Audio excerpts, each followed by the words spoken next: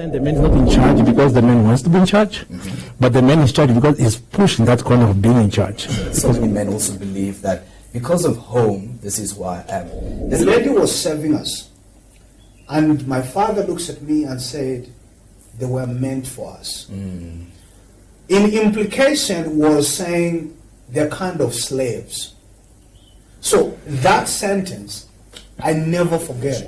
That's how I was brought up. Okay. Even though I'm not what I was, or let me say I'm not who I was brought up. Yeah. Because today I understand different types of how we have to give space for equality and all that. Yeah. So I cannot say today I'm who I was brought up. A lot of us grew up in female-headed households. Yeah. And really, if I had to try and summarize my family, I would say that my family is a matriarchal family. We have very strong matriarchs in my family, exceptionally powerful women who sort of have had to play the role of being the father and the mother.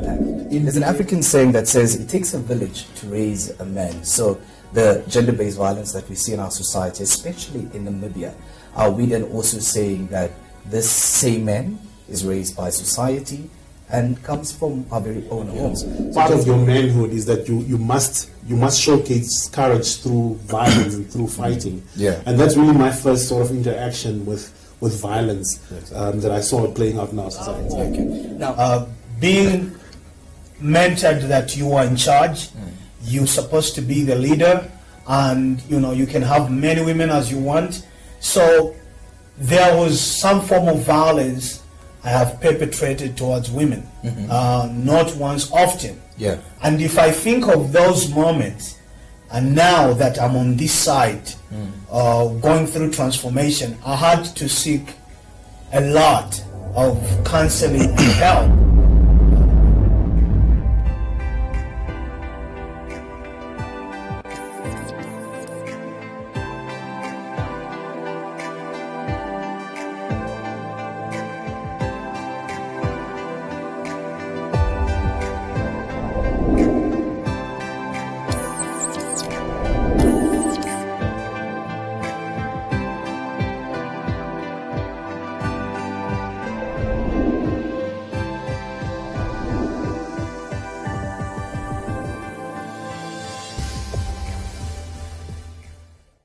A very good afternoon to you and welcome to What We Men Get to Talk About. My name is Adriano Fisaki.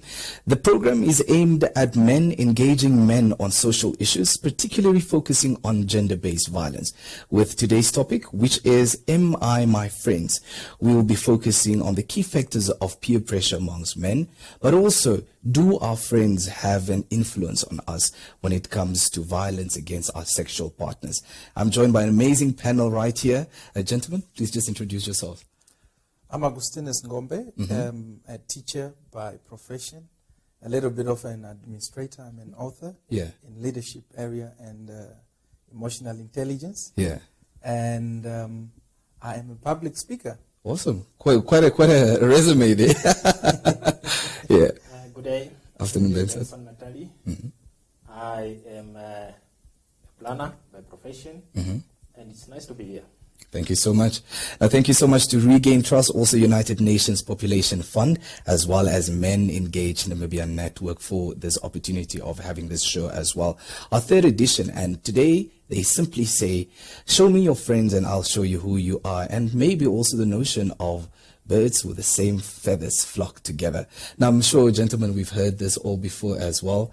But before we get into that, let's just revisit what we spoke of last week. Last week, we spoke of I am how I was raised as a man. As a man, do you feel that you are the way you were raised, whether it's in your household or in the African narrative? All right. From my side, I believe, yes, it's true. On a basis that every house stands on the foundation that is laid. Yeah. And if you look at the first place that give us orientation of life is our parents, or wherever you were raised. They give you the what to do and what not to do. Absolutely. They will tell you this is dangerous, this is safe. Yeah. So you get to register that and you adopt it as principles that can help you to be able to establish whatever journey of life that you take. Yeah. But we cannot say that with that foundation, they limit you not to be able to be flexible enough to adopt some new principles that Absolutely. may be working in your environment, because I believe the certain things that worked 20 years ago may not work in our era now. Absolutely. So there should be that flexibility, though foundationally you must acquire it from home. Thank you so much. Vincent? I believe I am how I was raised here because of the fact that my parents, before I came to know about issues of equality, before I came to know about issues of gender-based violence, I could see some kind of equality being practiced at home. Absolutely. And that made it possible for me to be able to adapt to the new environment when I learned about equality, when I came to situations where I have to practice it within my home, within my family, when I got married. It became easier for me to adapt.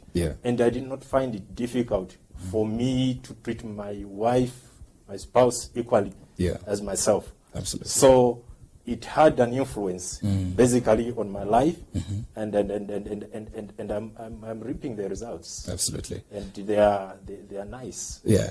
No, I love what you said there, especially with you, with the principles and all the fruits that you're reaping now. And I believe that shows that we need to either take up leadership positions, but also compromise in a sense, right? Absolutely. Now today it says, am I my friends? I think we've all heard this before, whether it was in our youngest relationships that we started off where the girls were like, no man, Benson, you can't be going with that friend. That friend is a bad influence in your life. Have you based any of your decisions based on that? Influence of friends? I would say whether we want to ignore it, whether we want to look advanced or not, we need to acknowledge that we are social beings. And as social beings, there is that need of sense of belonging. And that void will always be there until you are in a circle of others whom you can easily identify yourself with. Yes, friends make influence on our decision making. Absolutely. The only thing that we can acknowledge is, how is your choice of friends? What makes you want to belong to a certain group? What makes you want to identify with a certain people? Is then it comes back to yourself. Before you choose others, have you discovered yourself? So those are the fundamental questions that we ask ourselves in order for us to assess and see if it's really necessary or if it's beneficial or relevant to choose certain people to become your friends. Exactly. Now based on what he says there, Benson, maybe you can just explore a little bit of, before getting into, asking the relevancy of being in this friendship. Have you been in a situation where you felt that you're in the situation because of peer pressure? Yes, there are some situations where you find yourself taking decisions because of the friends. You find yourself being cornered because you want to identify yourself with your friends. And as such, you end up taking that decision based on what you heard from your friends. And based on the influence that you are getting from your friends, you take that decision. For example, there was a time that I was told, if you date one girl, you're going to commit suicide, my brother.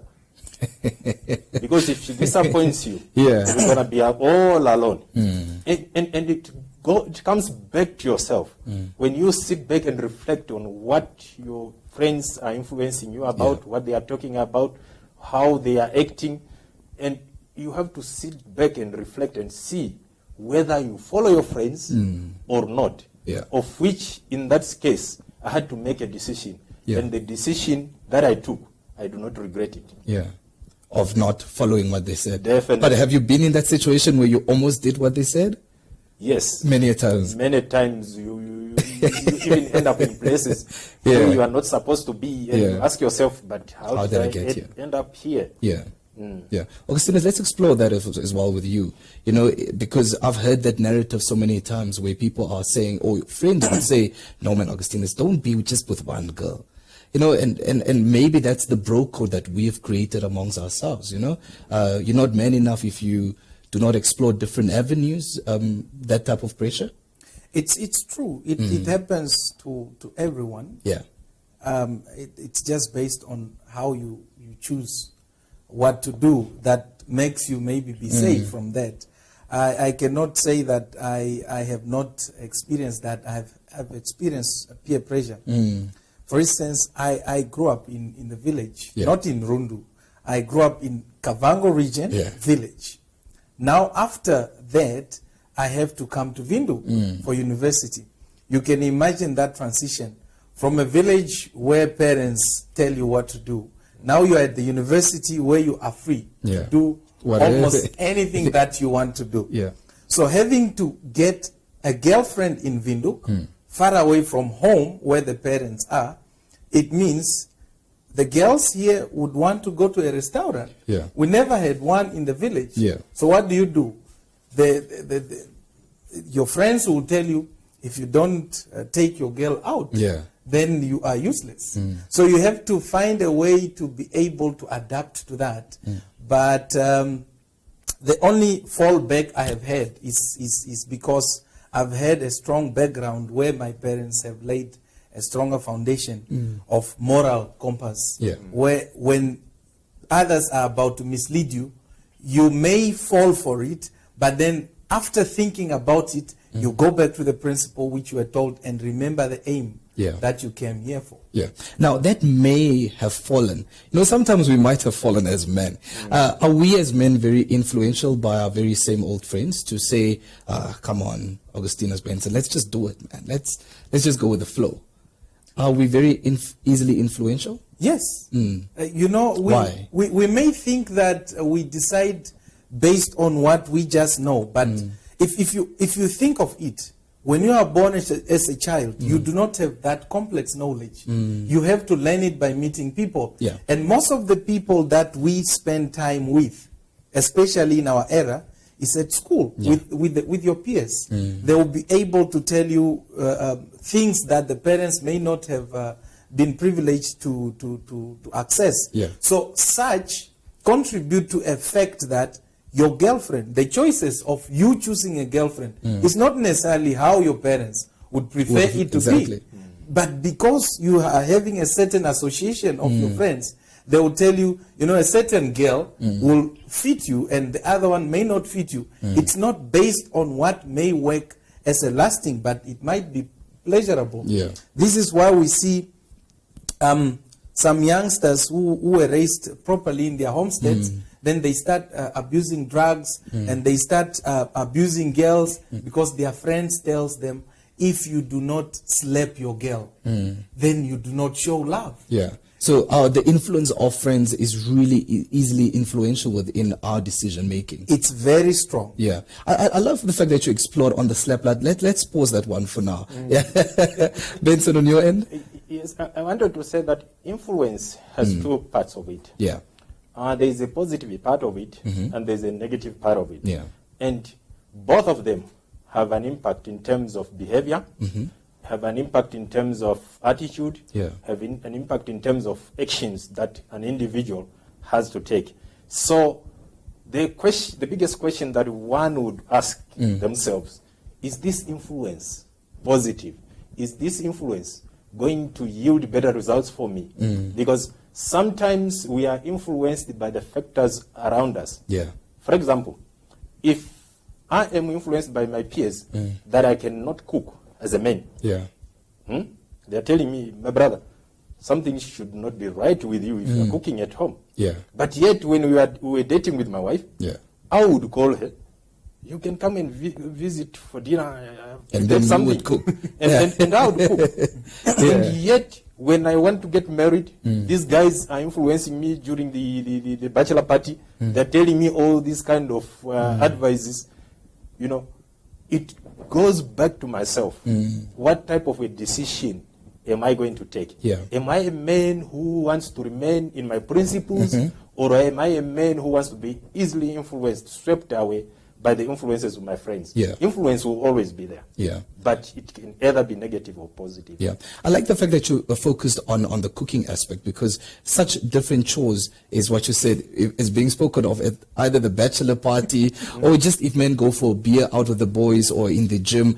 Oh no, come on, Benson, you don't allow your wife to do that. Or why are you doing that? That's a woman's job. Even just ironing your own shirt. When in varsity, perhaps, when you came from Rundu all the way to university, you had to iron your shirt or lay it under the bed to make sure that the crust is gone. So what makes the difference now that you can't do the same chores as the woman does, So the influence of friends on that decision can definitely lead to what we have now seen, violence towards the women that we love, yeah? So let's explore the aspects of violence, because can our friends really lead us to that extent to say, no, man, Augustinus, Benson, just slap her, get her in line? There's definitely that motivation. If you look at what causes violence, yeah, most of the time it's proving a point. The society or a group of your friends believe that life was supposed to be lived in a certain way, and if you change to live it in a different way, you look weak. Yeah, what are these ways? So, for instance, if a group of your friends says that you cannot allow your girlfriend to be able to access your phone, and you cannot date one girl because, like Benson said, if you date one, there's a likelihood that you commit suicide, because if this girl dumps you, then you will feel very useless and dumb. Is this in turn, perhaps we just pause there while we have the notion of, you know what, I'm dating a girl for the first time, and in many cultures we've seen this, especially in Namibia. I've dated and committed myself to one girl. She cheats, but I've been cheating as the man, and now I kill her because she cheated. Yeah, this is why I said, a certain belief of a society or a group of people makes you feel you need to keep up to meet that standard in order for you to qualify to be a man. Yeah. If the society believes that it's okay for a man to cheat and it's not okay for a woman to cheat, what do you do when a woman cheats? You must be able to work hard to meet that standard in order for you to be qualified as a man. Yeah. So you will do anything to be able to maintain it, and this leads for a person to make stupid decisions. Like out of frustration, you pick any sharp object and step, and in the end, you'll be able to kill. What caused that? What motivated that? The society, a group of men believes that it's okay for a man to cheat, but it's not okay for a woman to cheat. Yeah. In fact, Adriano, there's what I call too much pressure on the side of men when it comes to societal expectations in terms of what an ideal man should look like, and how I should behave, how I should conduct myself, and the norms that I should follow. And they put me into what I would call a gender box. And once I'm out of that gender box and be able to behave otherwise, I'm labeled names. You are the legs of men, you are not real, you are not man enough. All those kind of terminologies are being used towards me, because I am able to move out of what society is telling me and ascribing to me to be a real man, what it means. So that would also in many ways lead to gender-based violence if I remain in that box. The frustration. The frustrations the that will be there, because my anger jar will overflow and it will result in in turn, would one then agree to say that am I my friends? Or is it, where do we then draw the line to say, you know what, I've separated myself from the bad influence. I've separated myself from the toxic voices of my friends telling me, oh, you're not man enough, or you need more women to define you as a man. I have learned to differentiate in life between what my friends are saying and what I am saying. Because I remain as an individual, despite the fact that I have friends. No matter what my friends are saying, I should remain as an individual. And as an individual, I should be able to make my own decisions. Personal decisions which I see that today, tomorrow, and in the near future will have a greater impact, even on my children, especially my boy child. Even my children's children will be able to look towards me and say we had a great father who was non-violent, who looked after my mother, who looked after my sister, who never practiced violence, who enjoyed equality at home, who would cook, who would do laundry, who would do anything at home without causing harm to anybody. And maybe cut all these terminologies of you're not man enough, you're not man enough. So, and maybe from your side, Augustinus, in terms of how do you feel Benson got there? It's 100% I am what the society of friends says. I will use a terminology or a concept we use in business. There is 80/20 equation, which is used in business, where they say 20% that may come from you will work in life, but 80% is the external that brings it. Or we can use the concept of the ocean. The ocean depends on rivers that feeds it. So as a human mind and human principles and behaviors, most of the time we acquire things from outside. But even if it means it's negative, it may teach you to do the opposite of that. So for me to be able to know that drugs are dangerous, I might have observed what it have cost to certain people. I might have seen my friends being misled. And me associating with them, I get to learn through that behavior to be able to know how I can make the right decisions. Or even when it comes to relationships, we might have seen that our friends have abused, do not respect their partners. They do not really do what was supposed to be done in a relationship to promote fairness within the relationship. So you observing that, you would want or to think to do something differently. So that decision, you have come to that decision because you have seen it coming from outside to influence your inner being to decide on what to do better. So yes, I am what my friends may say, but I could also convert the negative to positive through that. Now, I want to talk to you now, Benson. I love what you just touched on now.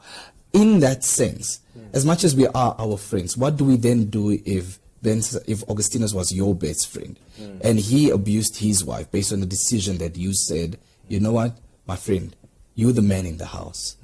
Just by saying you're the man in the house, that influence might have influence, or that what you've advised him might have influenced him in the sense that now he's caused abuse towards his intimate partner. Definitely, which is why I was saying that influence has two parts, either positive or negative. And in my case, I would take an initiative to play a role in seeing what I can do to influence his life.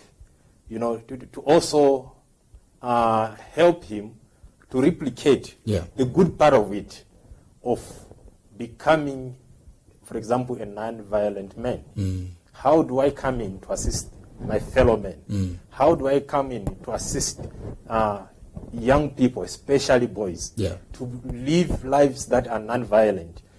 I have to play a role by the things that I do on a daily basis, my actions. Because, one thing I have observed is that with my children, children are likely to do what you do than what you say. So they observe. My boy child knows I do laundry. And he finds pleasure in doing laundry himself because he's not ashamed of it, because he sees it in me. If I was just giving instructions, do laundry, he would be questioning it. But this gentleman is just forcing me to do these things and he doesn't do them himself. So by the life that I'm living, I should be able to influence.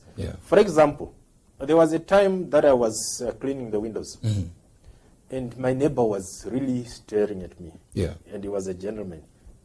And I could see that he had questions, a lot of questions, because my wife was just standing by the door, watching me, and this gentleman had questions. But I could see that I'm speaking without talking Yeah. to this gentleman. And I could see that he's getting something from it. So that's how we can play a role as men to influence other men, even to become non-violent and have non-violent relationships. Okay. And I want to ask you, based on that as well, what do you think is currently the problem that leads to a lot of violence within intimate relationships? One of the factors is lack of communication. That instead of many times we men, we are in those gender boxes that I spoke about. You know, when something is wrong, you have to take a decision. It's you only taking the decision, and when the decision doesn't work, you take action. So that's how society puts me in a corner, and as such, I end up becoming violent. And another one that I would see is the patriarchy. Patriarchy is one of the main factors that contributes to violence. Why? Because we know that many times society teaches us that women are being regarded as objects. I paid lobola for her. She belongs to me. I own her. I own her. Or if I'm dating her, nobody else should have her. So those are the things that are putting us in a situation where we end up becoming violent. Not that we were born violent, but because of the influence around us. And then it boils down to, am I my friends? Am I what my friends deem I am? Because now as well, you more yourself when you're on a social level. You're more, getting off all these layers as a man. And on your side, Augustinus? If such things happen, I think we need to trace back and say, are we promoting good role models? Because a lot of youngsters are lonely in their houses. In the era of technology, the parents will arrive at home, the mother is on Facebook, the father is on Twitter, so there's television left for this child. I love what you just said. The parents on the socials and the kids are there wondering, okay. Yes. So now this makes it difficult for this child to acquire the foundational thing or the fundamental things. Beside friends, I think parents should teach kids the moral principles that can help them choose the friends. Because friends are not an automatic thing. Friends are our choices. You can choose to dissociate from a certain group if you see or you sense danger. So, but if a child doesn't know that, if a child lacks self-esteem, self-confidence, or self-image, then they would think that if you meet a person who have accepted you, whether they are making decisions to mislead you, you must just belong to that. Because you as a human being has a need to belong. So parenting need to really be taking its leading role in the homestead, because what you do not learn at home, you are likely not to learn it from your friends outside or from your friends. So there should be that fundamental things, and the society need to promote good role models.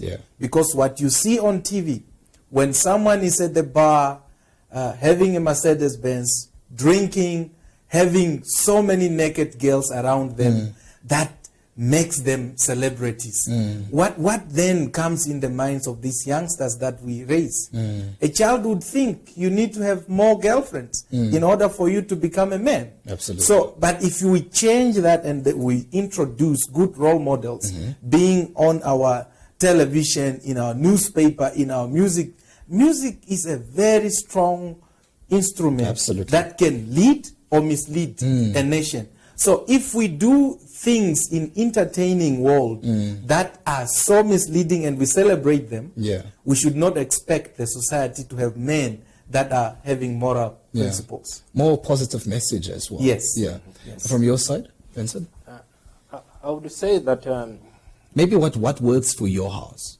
What's currently working for your house in terms of, because you've said you're being very influential towards your son by saying, you know what, I'm going to wash the dishes. I'm going to show you how it's done in order for them to follow, as opposed to saying, do the dishes. But what else works for you in your homestead? What works for me more is the issue of communication. And also leading by example. That it being vital. Yes, because without leading by example, the